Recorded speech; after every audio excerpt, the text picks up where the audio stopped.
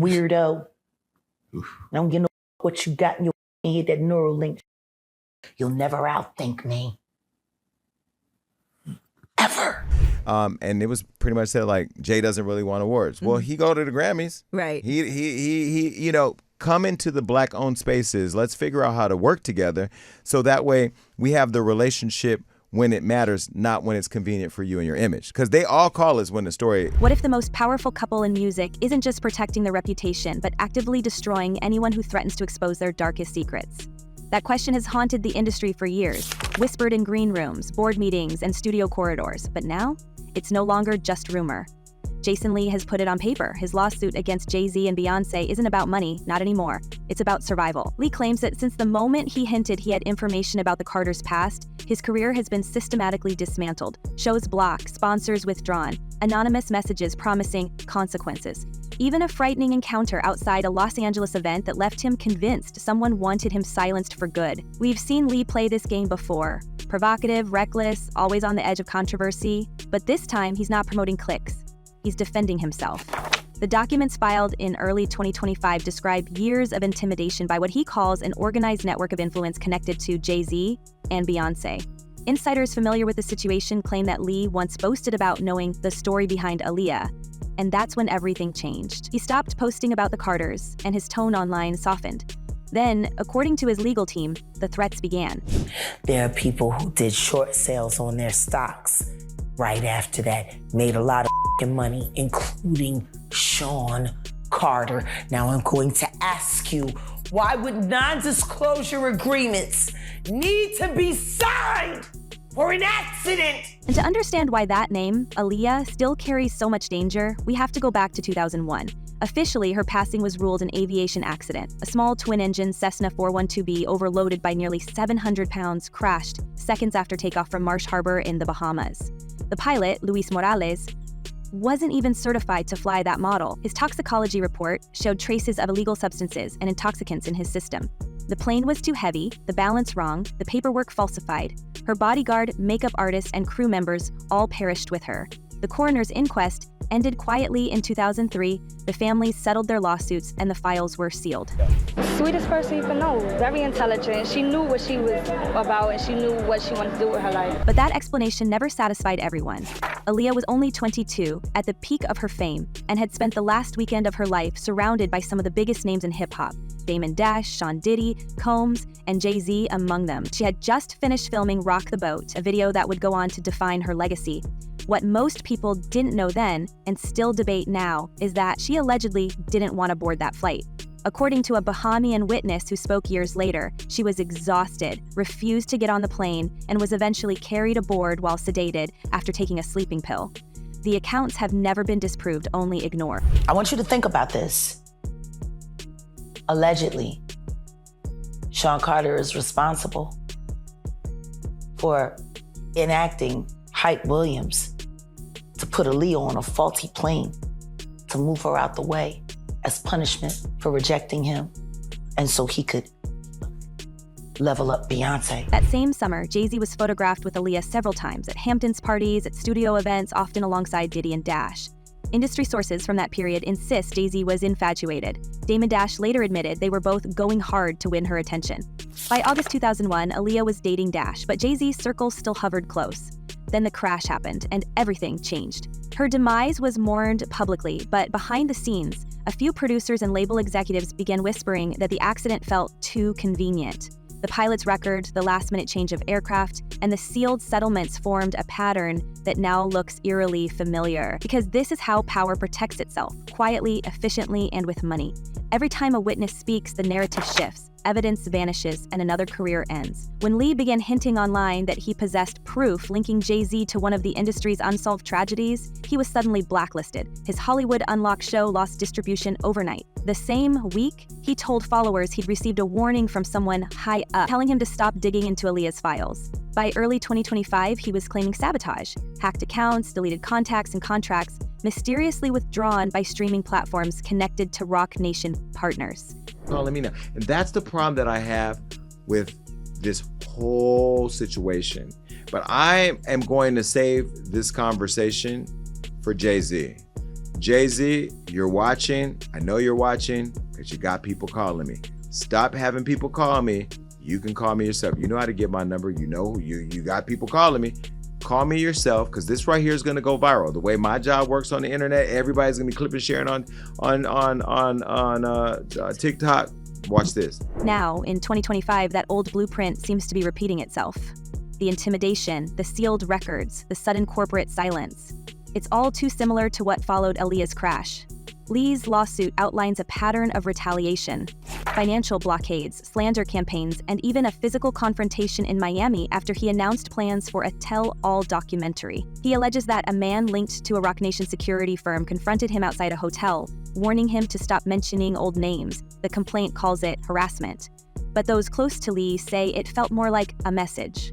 The deeper question isn't whether Lee is telling the truth, it's why so many people are terrified to question the Carters at all. Every few years, another whisper surfaces about what they know, who they've protected, and how far they'll go to bury inconvenient stories. One former associate describes it as a system of silence that's been in place since the late 90s. The names at the center haven't changed: Jay-Z, Beyoncé, Diddy, only the stakes have. And with Diddy now serving a 4-year federal sentence on charges tied to trafficking and coercion, the spotlight has turned back toward Jay-Z, whose name was recently added to a civil suit accusing him of an assault that allegedly occurred in 2000 after the MTV Video Music Awards. So what happens now is this is simply a civil complaint. And in a civil complaint, it goes through the technical legal process. Now, the distinction, Jessica, between civil and criminal, of course, is that civil is for monetary damages, right? The system can only reward you with money. There's allegations that this 13-year-old is suffering from post-traumatic stress disorder, suffered depression, etc. So now you go to fact find. The timing is impossible to ignore. Diddy's empire collapsed after years of quiet settlements and ND as lease. Now Jay-Z faces accusations from the same era, the same circles, even the same attorney representing multiple claimants. As these cases resurface, Jason Lee's lawsuit starts to look less like gossip and more like the next domino in a chain that's finally starting to fall. His court filings reference a catalog of undisclosed information, allegedly linking key figures across 2 decades of entertainment scandals. He hasn't shown the evidence publicly, but those close to him insist he's sitting on something explosive. Insiders, who once dismissed Lee as a loud self-promoter, now admit he might have stumbled onto something dangerous. Some believe it ties back to sealed documents from the early 2000s wrongful passing cases related to Aaliyah's flight. Others suspect it involves internal communications between labels that handled both Aaliyah's and Beyoncé's early releases. Either way, the implications are severe enough that multiple legal teams have already moved to block discovery requests, citing national security and privacy exemptions. That phrase alone has raised alarms, since when does national security apply to a pop star's lawsuit? In a blistering statement, Jay-Z accuses Jane Doe's attorney of trying to blackmail him. He said further, quote, "These allegations are so heinous in nature that I implore you to file a criminal complaint, not a civil one. Whomever would commit such a crime against a minor should be locked away." As of this month, Jay-Z's representatives maintain that all of Lee's claims are baseless, calling him a failed opportunist seeking attention amid the noise surrounding Diddy's conviction. But the deflections sound familiar. We've heard them before, after Aaliyah's crash, after Michael Jackson's allegations, after Left Eye's mysterious accident in Honduras. Every time, the story ends the same way. Sealed files, destroyed footage, and a culture that moves on too quickly. Oh, no, that was it. No, when I get nervous, I tell the truth. Still, something feels different this time. The lawsuit is public, the details are spreading online, and Lee isn't backing down. Sources close to the case say he's already shared copies of certain materials with his attorneys in case anything happens. Those materials, according to one insider, could connect the same network of producers and executives present during Aaliyah's final week to the current accusations against Jay-Z. If that connection exists, and that's still a major if, it would mean the empire protecting the Carters has cracks deeper than anyone imagined. And that leads us to the question no one wants to ask, but everyone's thinking. What did Jason Lee find out that made him too dangerous to ignore? And I'm not saying allegedly. Oh. I'm saying, Sean Carter, you're a piece of shit. Taking Pimp C wasn't bad enough. You just want to go down there and you want to just remove all of the balls from every real Gangsta in Houston? Let's break down how this works. When someone threatens the image of the untouchables, the first weapon isn't violence, it's silence, non-disclosure agreements, confidential settlements, sealed court filings that never see daylight. The industry learned this long before Jason Lee ever filed a lawsuit. They learned it from watching men like Sean Diddy Combs, who was sentenced to more than 4 years in federal custody and ordered to pay a $500,000 fine. Even as the judge called his actions subjugation, the system that protected him for decades remained untouched. Every witness who came forward was met with denials, deflection, and legal intimidation, and if that was the extent of Diddy's reach, imagine what Jay-Z and Beyoncé can accomplish with a billion-dollar empire and a network of attorneys that could rival a government agency. We can see the same machinery in motion now. According to multiple insiders, Lee's legal filings triggered a chain reaction of cease and desist letters, trademark reviews, and contract cancellations, each one dressed up as business procedure. The message was simple: stop talking or lose everything. It mirrors how Diddy's circle once operated, isolating accusers, bearing evidence and paperwork, and rewarding silence with generous consulting contracts. Industry veterans tell us it's an old playbook refined to perfection. First the legal letters, then the smear campaigns, and finally the erasure. The chilling part is that Jason Lee might not be alone. Sources close to label executives hint that there are others, former managers, assistants, and associates, who've experienced the same quiet pressure. Some reportedly signed NDAs under shell companies, others accepted buyouts with conditions that forbid them from mentioning certain names. If that's true, Lee's lawsuit isn't just one man's rebellion, it's the first visible crack in a system designed to bury its own witnesses. We've watched this happen across the entertainment world. The stories follow the same pattern. A controversy surfaces, a lawsuit appears, and then nothing. Careers vanish, statements are retracted, the media cycle moves on. But Lee's persistence has made that silence impossible to maintain. His claim that he's faced coordinated sabotage, blocked shows, frozen accounts, even personal threats, has forced observers to look at the bigger question. How many voices has this network already erased? Remember Diddy and Jay, inseparable at the party. They just probably best friends. They probably both grew up in New York. They're New Yorkers. I don't know their relationship. I don't know what business they got going on, but they are really close with one another. They are friends. The timing couldn't be more telling. Just months after Diddy's sentencing, Jay-Z's legal team filed a countersuit against Lee's lawyers, dismissing every allegation as malicious fabrication.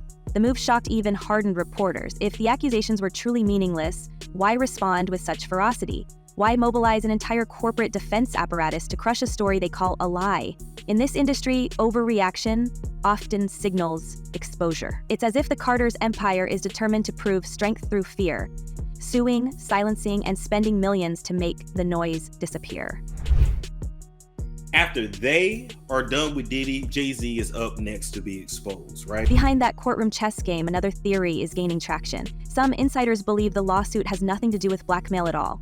They say Lee's files contain evidence of a much deeper pattern, a network of complicity linking artists, executives, and financiers who've thrived on keeping scandals sealed. If that network exists, it would explain the sudden panic, the media blackouts, and the aggressive counterattack. The fear isn't about one man's allegations, it's about what might surface if those sealed documents ever become public. We've already seen how quickly power moves to protect itself. After Aaliyah's plane tragedy, the lawsuit settled in silence. After Diddy's case, the same silence followed, victims thanked by the court, stories locked away. Now, with Jay-Z facing civil accusations from the early 2000s, and Beyoncé's brand interwoven with global corporations, the stakes are beyond personal. They're systemic. Every secret kept is a business decision. Every voice silenced is a line item on a balance sheet. Family out tonight is a family affair. I saw your mother-in-law so proud of. Yeah, we're going, What happens if the silence breaks? Imagine depositions revealing how record deals were traded for silence, how careers were destroyed for speaking, how one generation of artists vanished so another could rise. Jason Lee may have opened a door that many people thought was sealed forever. Whether he realizes it or not, he's standing against an empire that built its fortune on loyalty, fear, and buried history. And yet, the more they fight to contain him, the louder the whispers grow. Anonymous emails, old insiders resurfacing, fans revisiting footage from 2 decades ago, spotting faces and timelines that no longer add up. It feels like the start of something unraveling, a power structure cracking under its own weight. Power like theirs doesn't just rely on money or lawyers, it relies on fear. The inner circle surrounding Jay-Z and Beyoncé isn't just a team of professionals, it's a fortress built on silent obedience. Former staff and collaborators have described a world where access is currency, where one mistake can erase years of loyalty. Career opportunities, endorsements, and even friendships are measured by proximity to the couple's influence. The deeper one goes, the more invisible the lines become. Favors are granted not for gratitude, but for leverage, ensuring that everyone owes something and that no one can walk away clean. But what happens when the fear starts to fade? When the people they've silenced decide they've got nothing left to lose? History shows that every empire falls, not from outside attack, but from within. A disillusioned assistant, a producer who kept receipts, a friend who saw too much, each one could become the spark that brings the curtain down. As the power dynamic shifts, loyalty begins to fracture. Those who once protected the story are now quietly reevaluating their roles, wondering if aligning with power still guarantees safety or paints a target on their backs. Lives, and we may actually see one of the biggest divorces in Hollywood is because Jay-Z is up next to be exposed. If Jason Lee's lawsuit forces even one person to break their silence, the entire system could unravel. The unspoken code that has kept the industry insulated for decades could collapse overnight, exposing the hidden debts and moral compromises beneath its polished surface. And if that happens, no amount of prestige or philanthropy will shield the empire from scrutiny. The question that now hangs over the industry is chillingly simple. How many more Jason Lees are out there, waiting for the right moment to speak up? One thing is certain, if Jason Lee is right, this isn't just a lawsuit. It's a war for the truth, fought in boardrooms and backrooms where every signature could end a career. And in wars like this, the first casualty is always the person who speaks up. So what happens when the person speaking refuses to stop? Are we about to witness the collapse of the industry's most protected empire, or the destruction of the man who dared to challenge it? I'll let you decide. Drop your thoughts below. Do you believe Jason Lee's claims, or is he playing with forces far beyond his control? Whatever the truth is, it's coming faster than anyone expected. Until next time, stay alert, stay curious, and remember, in this business, silence is never free.